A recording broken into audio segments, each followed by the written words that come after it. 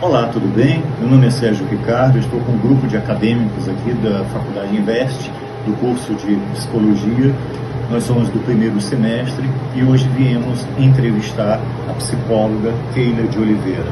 É um prazer, Keila, muito obrigado por nos receber em sua casa e vamos dar então início à nossa entrevista acadêmica. Muito obrigado. Boa noite, eu sou a Simone, estudante de Psicologia na Faculdade Invest.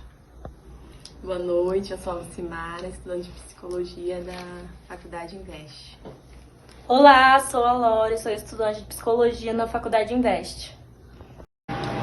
Olá, eu sou a Keila Oliveira, sou psicóloga, analista do comportamento, sou formada pelo Univag há 4 anos, atuo na profissão há 3 anos e meio e atualmente sou coordenadora na Clínica Estímulos.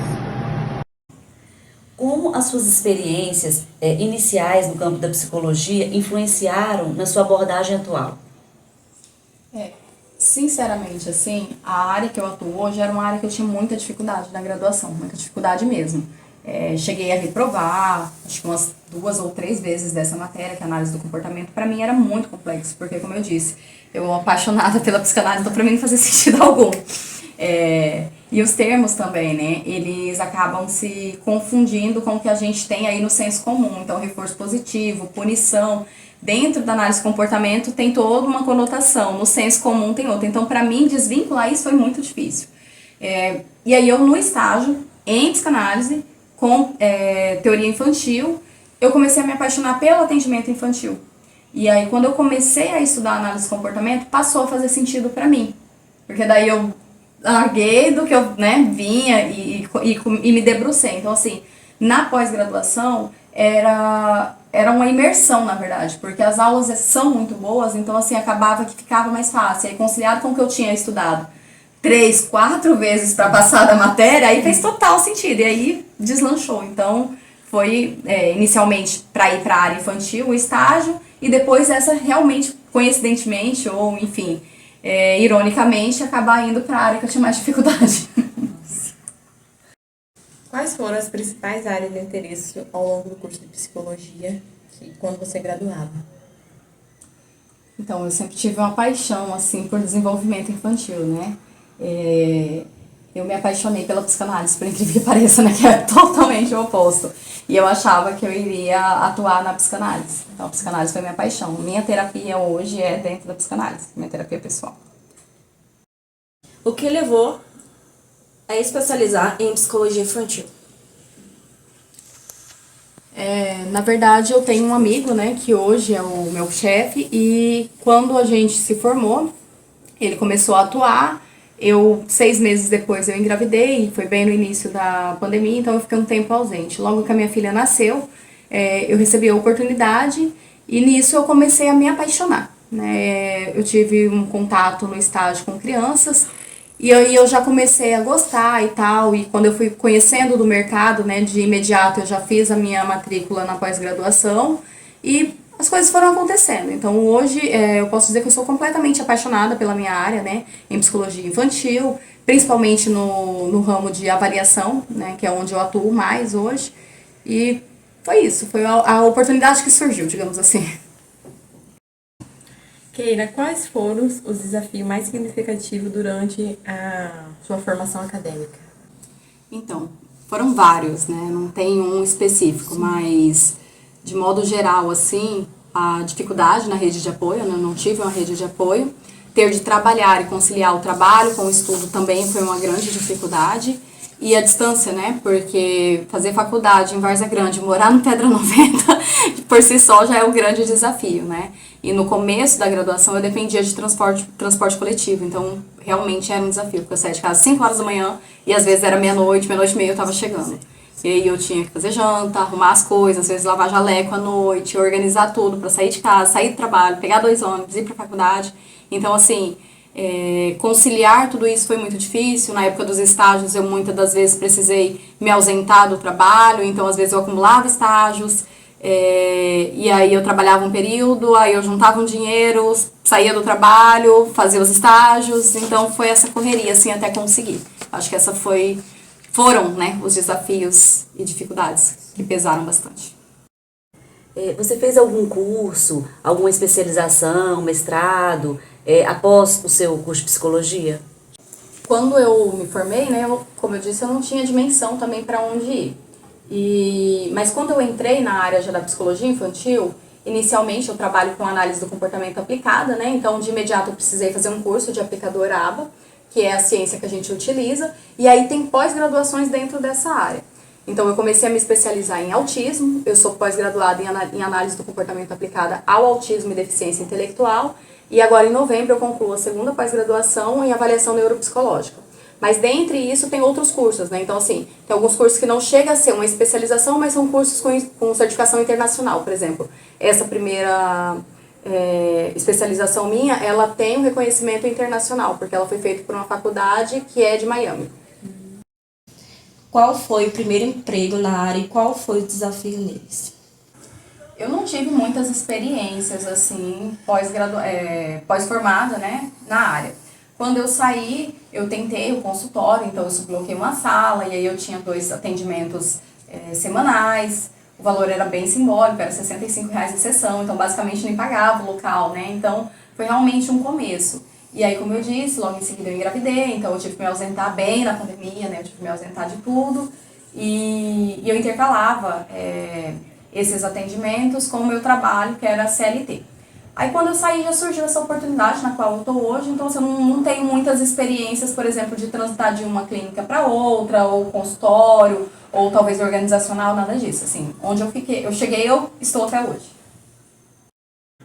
Keila, houve trabalhos posteriores realizados em psicologia? Não, na verdade não. Essa experiência, né, do consultório clínico, mas não foi muito longa, né, muito extensa, e é essa na qual eu tô. Então, assim, eu fui escalonando ali, mas na mesma clínica, na mesma área. Então, por exemplo, eu entrei como acompanhante terapêutica na escola, aí eu fui para aplicadora ABA, aí eu fui para psicóloga clínica e atualmente como coordenadora. Então, eu fui meio que devagarzinho, mas não em outro lugar ou outra experiência, sempre foram só essas 2 mesmo. No trabalho atual em psicologia, como tem corrido? Trabalhar com criança em si é um desafio, né? Eu costumo dizer que a gente está ali com o bem mais precioso de uma família. Então, para além do desafio de você ensinar uma criança atípica e todos os bastidores que a gente tem antes de chegar no ensino, né? Que é a anamnese, o planejamento da sessão, o planejamento da avaliação. Por exemplo, se você está num processo de avaliação e essa criança é muito rígida e no caminho da clínica tem um engarrafamento ou um acidente do qual o pai precisa desviar do caminho. Muitas das vezes acontece dessa criança se desregular. Então, você já naquele dia já não vai conseguir aplicar. Se ela gosta do short amarelo e naquele dia o short amarelo tá sujo ou molhou, ela também não vai. Então, todos esses desafios, né, que nos atravessam constantemente. Para além disso, a gente ainda tem as dificuldades quando a família não adere ao tratamento. Por quê? Se você está ensinando uma coisa para a criança, na clínica ela responde de uma forma, mas chega em casa, a família acaba não aplicando o que está sendo ensinado, a gente perde toda a intervenção. Então, a gente fica ali patinando. E ao invés de avançar, a gente regride, aí a criança acaba piorando, né?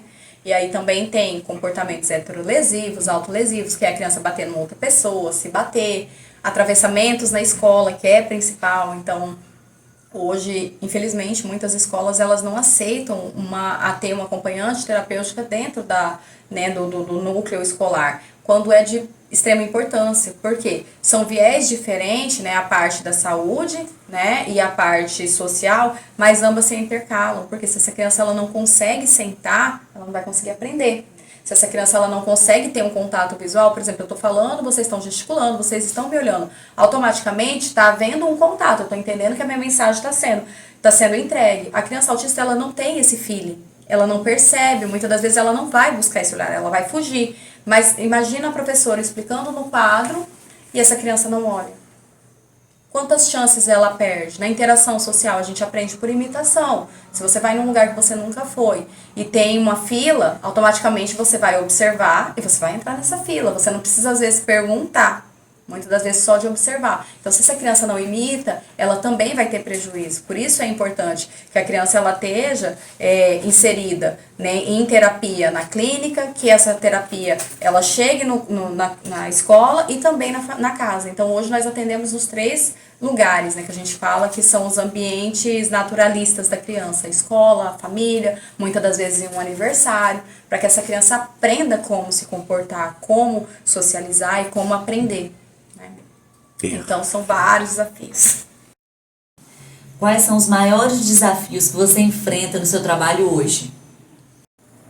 A participação dos pais, sem dúvidas. Eu acho que esse é o maior desafio, porque a gente ainda atravessa o social, né? A cultura familiar. Por exemplo, a criança está fazendo birra. É só bater, porque não bate. E quando você bate, você está punindo, e a punição ela não educa, ela faz com que a criança ela crie um mecanismo diante do agente punidor. O que é isso? Vou usar um exemplo clássico, né? Quando a gente está numa via que é 60 por hora, a gente está a 100. Aí você vê o radar, o que a gente faz naturalmente? A gente reduz, né? E se a gente não reduz, o que acontece? É punido com uma multa. Mas isso ensinou a gente que naquela via a gente não pode andar a 60 por hora? Não ensinou. Então é mais ou menos isso que acontece quando a gente bate numa criança para educar ela. A gente não está educando, a gente está ensinando ela que diante de você ela não pode fazer isso.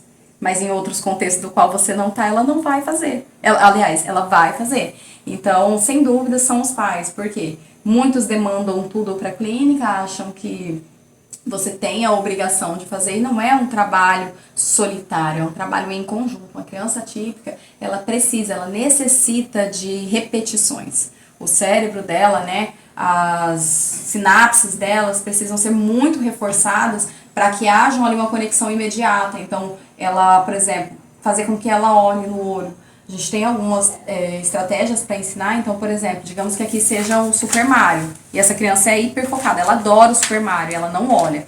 Então eu falo, sei lá, Gabriel. Quando eu falo Gabriel, eu pego o Super Mario e eu trago ele aqui.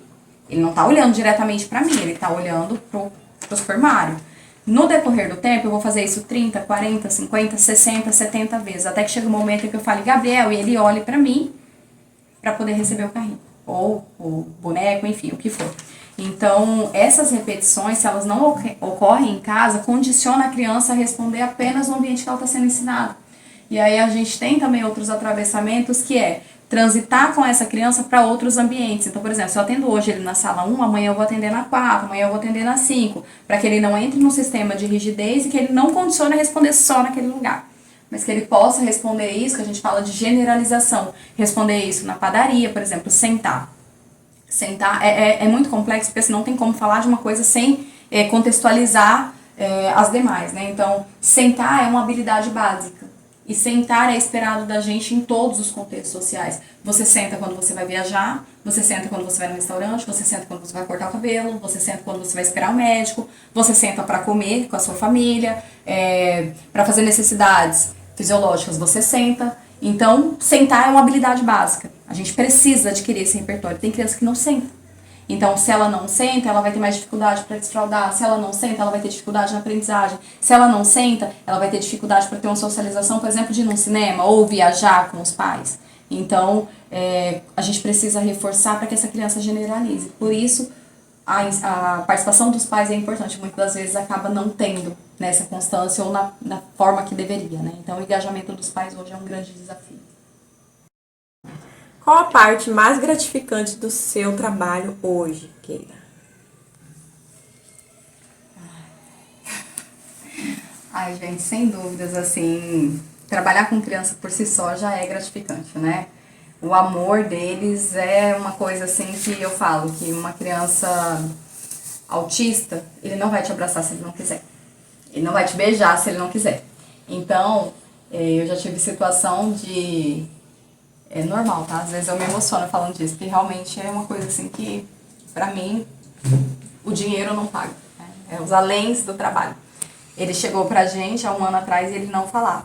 E aí um dia eu tava atendendo ele, e ele olhou pra mim, sentou pra tomar água num puff, aí ele olhou pra mim e falou assim, tia Keila, eu te amo. E eu comecei a chorar, gente. Eu chorei o resto da sessão inteira. E eu fui entregar ele pro pai dele chorando, porque assim, foi uma coisa muito voluntária dele. E como eu disse, uma criança que chegou sem falar. Então, quando você olha assim, né, a gente chama de linha do tempo, como que essa criança chegou, como que essa criança tá, é muito gratificante, porque aí você começa a receber os feedbacks da família, olha, ele foi em tal lugar e ele não sentava, ele sentou, olha, ele brincou com um amiguinho, olha, ele tá escovando o dente, ele não aceitava escovar o dente. Então, no dia a dia, você vai recebendo esses feedbacks e você vai vendo que realmente aquilo que você tá fazendo tá indo para além do consultório, tá indo para além do dia a dia, é algo que vai ficar marcado na vida daquela pessoa para sempre. Qual o principal público que chama a sua atenção? O infantil, sem dúvidas, porque é a base de tudo, né, aonde começa. Mas eu penso que para que a gente tenha grandes avanços, a gente precisa muitas das vezes intervir nos pais, né? Então, muitas demandas chegam pra gente, ali na anamnese eu acabo fazendo um acolhimento, entendendo, né, em que lugar esse pai e essa mãe tá, porque um diagnóstico seja qual for, né, ele nunca é um diagnóstico que você aceita, ai, que lindo, eu tenho tal coisa. Não é assim, né, existe um processo de luto, existe uma aceitação, existe um medo, porque é um terreno que você não sabe, é muito incerto, e às vezes ali a gente acaba fazendo um acolhimento, encaminhando para terapia, mas para mim, assim, eu não me vejo fazendo outra coisa. Então, o infantil e principalmente crianças atípicas, para mim, assim, eu realmente me encontrei, eu realmente não me vejo fazendo outra coisa. Keila, o que levou você a escolher o curso de psicologia como profissão? Então, quando eu comecei a estudar, né, eu tinha um sonho de fazer o ensino superior, mas assim, eu não tinha noção do que era, até porque o meu convívio eu não tinha pessoas graduadas, enfim, eu sabia que eu queria fazer. E eu iniciei no curso de estética. E dentro da grade de estética, a gente tem uma matéria chamada Introdução à Psicologia. E nessa aula, assim, foi amor à primeira vista. Eu saí do final da aula, e fui na coordenação e pedi para trocar. Então, assim, faltava um ano para formar e, assim, eu não tive dúvidas. Nessa aula eu tive certeza que era isso que eu queria. Olha, interessante, né? Dando continuidade ao bloco de entrevista com a nossa querida psicóloga Keila de Oliveira, meu nome é Sérgio Ricardo, nós somos acadêmicos do primeiro semestre de Psicologia da Faculdade Invest. Boa noite, meu nome é Paulo Vitor. Perguntar a você, a gente analisando hoje a faculdade de psicologia, sabemos que são várias vertentes, várias linhas de pensamento dentro da psicologia. Você falou no início da entrevista que você tem uma afinidade muito grande pela psicanálise, assim como também pela psicologia comportamental. Mas eu gostaria de saber de você como foi o seu processo acadêmico durante a sua faculdade. Como foi essa experiência ainda na faculdade? Então, a cada semestre eu tinha mais a certeza do que eu queria, né? Que era ser uma psicóloga. Mas na faculdade em si é muito difícil, porque assim, abre-se um leque, né? Muitas abordagens, muitas teorias, muitas possibilidades, digamos assim. Mas quando você sai da faculdade, a gente sai muito cru, a gente sai sem ter uma vista, a menos que você tenha alguém para te mentorear, alguém para te direcionar, né? Muitas das vezes você já está dentro de um estágio ali, e nesse estágio você tem alguém que você idealiza, olha, essa pessoa aqui eu queria ser igual a ela, tal, para você se espelhar. Se você não tem, você realmente sai e pega a primeira oportunidade que aparecer, e aí você vai fazendo sua construção ali, né? Pra mim não foi diferente. Então, assim, quando eu tava na graduação, eu me via na clínica, mas eu nunca pensei, por exemplo, em trabalhar numa equipe multidisciplinar. Eu imaginava trabalhar solo, né? Então, trabalhar numa equipe multidisciplinar foi um desafio, porque realmente foi toda uma desconstrução daquilo que eu via dentro do curso, né? E na minha época que eu formei, não se ouvia falar de clínica. O autismo em Cuiabá era uma área muito pequena, muito pouca. Tanto que nessa época, após a minha graduação, surgiu a primeira clínica de autismo aqui em Cuiabá. Certo. Basicamente, todos os donos de clínica, ou pelo menos aí uns 70%, são pessoas que graduaram junto comigo, que eu paguei matéria ou que eu conheço da graduação. Então, assim, o boom mesmo veio depois que a nossa turma formou para essa área, né? Então, hoje, a gente já tem oportunidades, por exemplo, de estagiar dentro de uma clínica. Na nossa época não tinha. Então, os meus estágios foram no Núcleo de Práticas Jurídicas, que é uma área que eu também gostava bastante, CAFICA, que era uma casa de amparo, Casa do Idoso. Então, estágios hospitalares, né? Eu não estagiei nessa área, mas colegas meus estagiaram. Então, era muito escasso. Hoje se tem mais oportunidades. O Instagram também, você pesquisou ali, já tem muitas possibilidades. Então, acho que hoje está mais fácil para você fazer uma escolha mais assertiva e até mesmo em questão de remuneração. Eu acho que hoje a gente tem mais possibilidades dentro da área, né? Inicialmente, a minha equipe, eu tenho psicólogos que foram contratados, por exemplo, o Colograu hoje começou na segunda-feira, tipo, em menos de uma semana.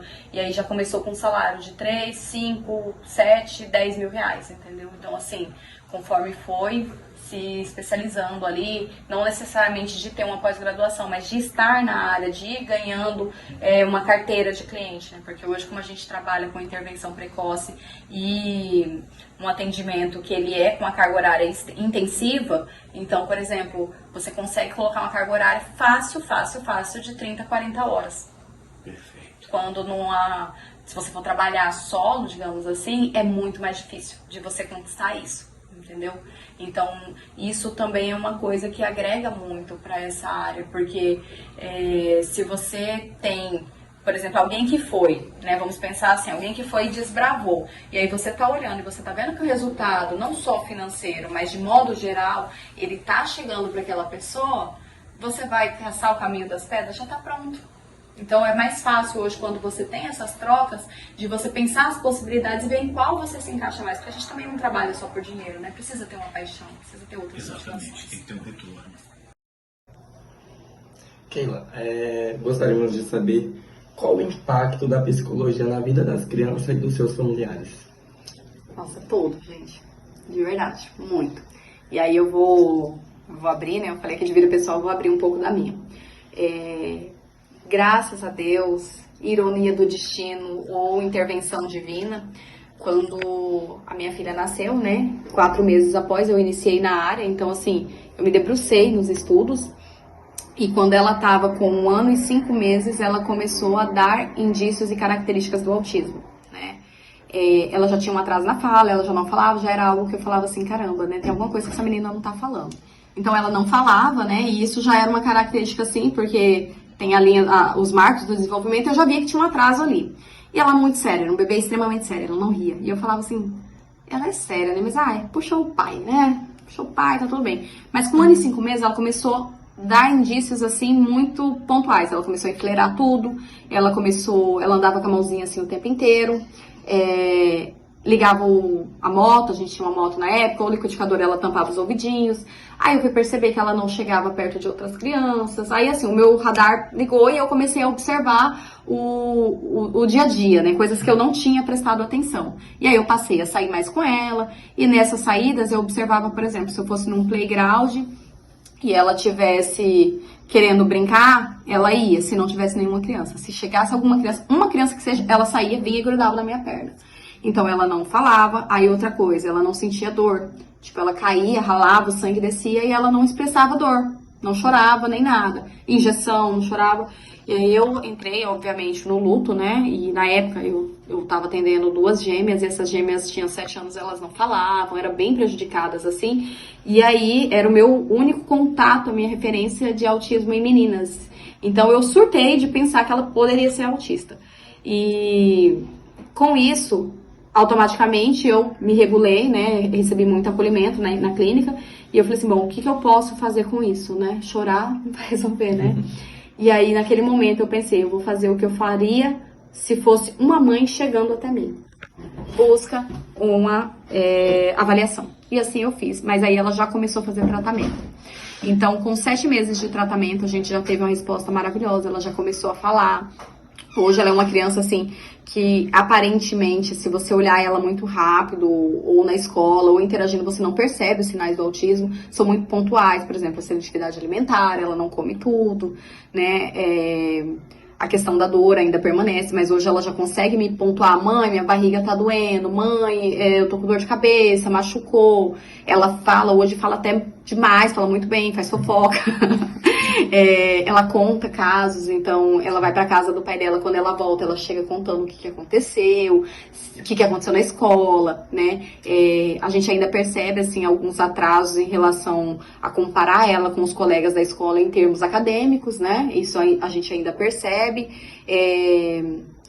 Alguns comportamentos inadequados de quando ela se frustra, né? Ou não, ou alguma limitação ali, ela se joga no chão, ela se morde, puxa o cabelo, bate no rosto, mas assim, é bem esporádico essas coisas acontecerem, né? Então hoje a gente conseguiu um resultado muito bom. E aí, trazendo a sua pergunta, né?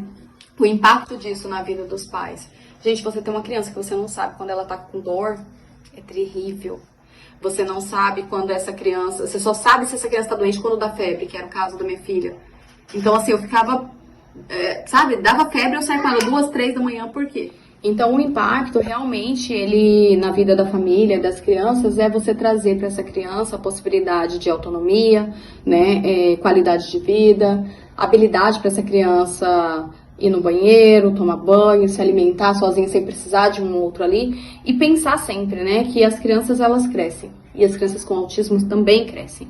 Então, essa criança, ela precisa ter o máximo possível de autonomia. Porque o medo de qualquer mãe atípica é morrer e deixar essa criança desamparada. E isso é muito forte. Então, quando a gente pega isso, né, como uma responsabilidade de saber que o tempo daquela criança é precioso, é um tratamento por si só muito caro, a família se disponibiliza muito, leva para terapia, leva para escola, leva para um lado, leva para o outro. Então, assim, é muito desgastante. Então, sempre pensar em fazer um bom trabalho e não perder tempo, mas ensinar aquilo que aquela criança precisa aprender e não ficar perdendo tempo em coisas que ela já sabe, né?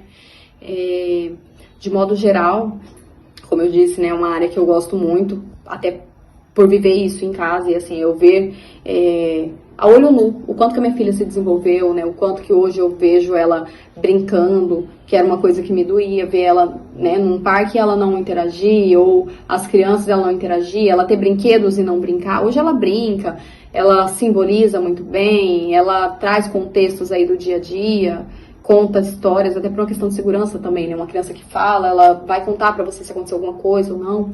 Então, até por ironia do destino, né? Eu ter recebido uma filha com esse diagnóstico, né? E estar na área, estar preparada para ver, porque os sinais da Alice foi muito sutil. Se eu não estivesse na área, eu não tinha percebido. E aí eu poderia atrasar mais o processo dela. Então, é isso, gente. Eu espero ter contribuído, espero que possa de alguma forma ou outra impactar no início da carreira de vocês, né? E do fundo do coração espero ver vocês, né, daqui 5 anos aí brilhando no mercado, conquistando, prosperando, fazendo diferença na vida de pessoas e sabendo que o nosso trabalho é um trabalho fundamental, é primordial, né? Bom seria se todo mundo tivesse acesso, né? E é isso. Obrigada. Espero ter contribuído aí com vocês. Muito bem, Keila. Para a gente finalizar, minha última pergunta, você me falou que hoje está na condição de coordenadora de uma equipe. Muito bem.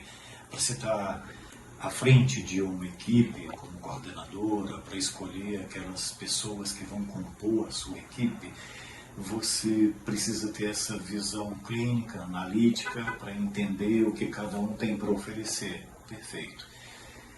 Dentre as pessoas com a qual você lida, com quem você entrevista, enfim, o que você leva mais em consideração hoje em um psicólogo para que ele seja contratado e para que ele possa compor a sua equipe? Se for alguém que eu conheço, a ética, sem dúvida, né? Por exemplo, assim, digamos, eu já conheço a pessoa de uma outra situação, da graduação, enfim, a ética, sem dúvidas. Se não, a proatividade da pessoa. Isso eu acho que pra mim porque se a pessoa é proativa, ela não precisa ter experiência, porque eu consigo ensinar ela, eu consigo passar o meu conhecimento, né? E no dia a dia, se ela for proativa, quando eu falar assim, olha, leia isso, ela vai ler. Quando eu falar, faça isso, ela vai fazer. E ela sempre vai buscar o além, né? Na vida, isso pra tudo. Se você faz somente o que você precisa fazer, você é uma pessoa mediana. Se você faz além, você já subiu a média, né? E isso no campo profissional, ele faz muita diferença.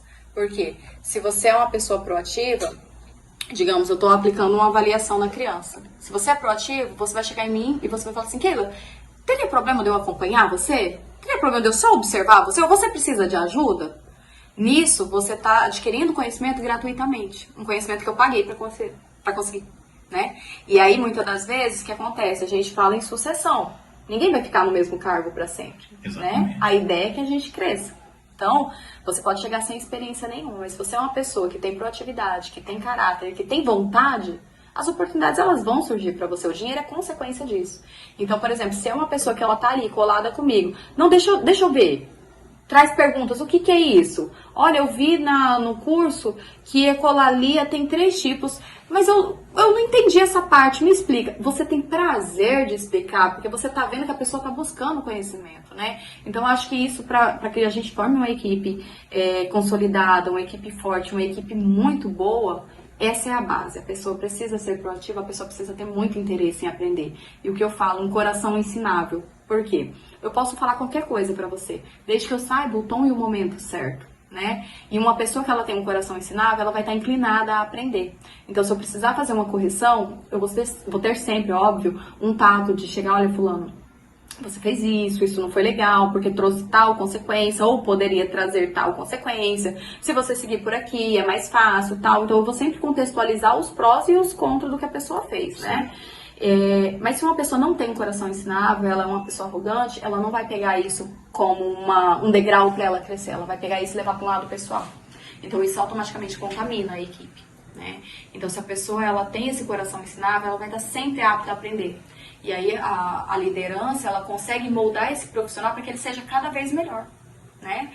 Vamos supor, quando a gente tá começando, a gente tem maturidades. Então, às vezes, você tá num ambiente de trabalho e você acha que você tá em família, que você tá em amigos. E aí você vai trazer elementos, narrativas do seu dia a dia, coisas pessoais, íntimas, que muitas das vezes pode te prejudicar dentro do trabalho.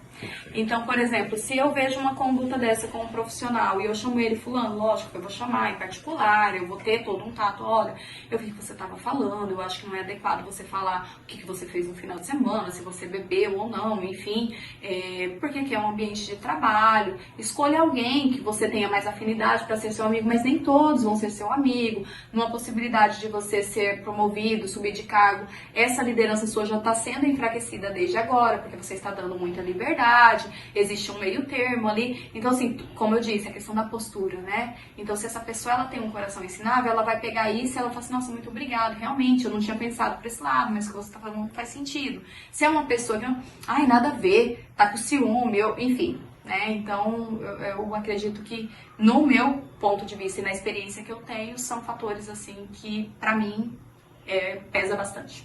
Excelente. 2, 1. Keila, o que você dava de conselho nesse momento para quem está graduando psicologia hoje em dia? Legal, boa pergunta. Assim, gente, o que deu certo para mim e o que eu vejo que deu certo para os meus colegas, né, network. Eu acho que network ele é, sem dúvidas, uma grande oportunidade que se você não estabelece isso muito bem desde o início, você se perde no caminho e fica sozinho. E sozinho você não chega. Né? O que é a network? É um bom relacionamento, é uma boa postura profissional desde que você está na graduação. E o que é essa postura? A forma que você se veste, a forma que você cumpre os seus prazos, a sua postura ética dentro da graduação, em não colar, em cumprir os seus prazos certinho, respeitar o seu grupo, né? Saber que ambos aí se complementam. Então, por exemplo, ele tem uma oratória muito boa, de repente você tem uma escrita excelente, então casam-se aí as habilidades e você forma um grupo muito bom, né? Ninguém vai ser bom em tudo. Então, isso sem dúvidas, porque se você é um profissional ético, se você é um profissional que está buscando ali, está sempre dentro do certinho ali, fazendo o que você dá conta, você também não vai fazer nada além do que você dá conta. Eu falo assim, em tudo, gente, eu não vejo que a gente precisa fazer muito. Hoje em dia eu acho que tá tão precário o mercado, você só precisa fazer o que tem que ser feito. Você só precisa fazer o que tem que ser feito. Então, se você faz o que tem que ser feito, você é visto. né? E, por exemplo, digamos que ele vai e abre uma clínica e você é um cara que foi muito excelente na sua graduação. Quem que vai ser a primeira pessoa que ele vai chamar? Você. E aí as oportunidades vão vindo. Professores, eles são... A gente hoje entra em contato com os cursos pedindo indicação de profissionais. Por exemplo, hoje dentro da área da fono, já está saindo da faculdade com um trabalho de você chegar, você acabou de graduar, você tem um salário fixo ali de R$7.000, sem experiência, sem nada, né? Hoje a gente está tendo dificuldade em encontrar, por exemplo, falando especificamente dessa área, né, de fono, que a gente tem que trazer de fora. Então, quando a gente pede indicação, se o aluno é bom, o professor indica. Então, nesse viés que eu quero dizer. Então, a nossa trajetória profissional, ela começa na graduação. Eu tenho colegas que, assim, eu jamais contrataria, né? Hoje eu tenho esse poder de contratar, de demitir e tal, mas eu não contrataria porque conduta ética da faculdade. Eu sabia que colava, que plagiava, que o TCC, por exemplo, foi barrado ali por plágio. Então, são coisas que, assim, eu não vou arriscar a minha equipe, o nome da clínica que eu trabalho com uma pessoa dessa forma. Então, eu acho que a network, a nossa postura profissional, desde o início. E, claro, né, o estudo, ele não para. Então, às vezes a gente pensa assim, eu vou formei e acabou. Gente, não acaba nunca. Não acaba nunca. Eu estou aí terminando a segunda graduação, né, especialização agora em novembro, se Deus quiser eu termino. Já estou na parte já do TCC novamente, né, do artigo. Já mandei uma tese para mestrado, não passei, graças a Deus, senão estava louca, surtada, né? Então, assim, fora os cursos adicionais que a gente vai fazendo. Então, você nunca vai parar de investir. Então, se você ainda tem uma mentalidade de pensar que é gasto, começa a mudar isso desde agora, não é gasto, é investimento. Falando de salário, né, eu tive vários investimentos, eu já cheguei a fazer cálculos assim, de falar assim, caramba, eu já investi mais de tipo 150 mil em curso, em pós-graduação, em faculdade, tudo. Então vocês falam, cara, é muito dinheiro, né, fora o material, assim, eu compro brinquedo que é direto você tem que comprar, porque a minha ferramenta de trabalho é o brinquedo, né? Então você não pode ter medo de investir. A gente investe e recebe o retorno, investe e recebe o retorno. Isso é pra sempre, não acaba nunca.